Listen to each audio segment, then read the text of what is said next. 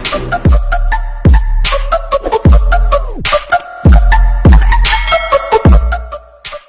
mga kamarites, meron nga ako nakitang video sa Facebook at ayan nga gagayahin nga namin. Magbibilad nga kami ng kawali para makaluto daw ng itlog at ayan itatry nga namin.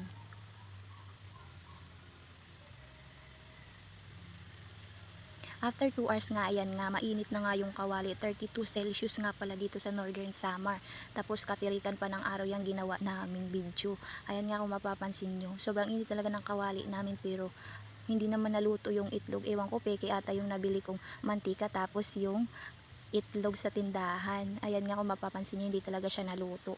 Pero yung mga napanood ko sa FB tsaka sa YouTube, ayan, naluto naman. Tapos yung sa akin hindi, bakit kaya ganun?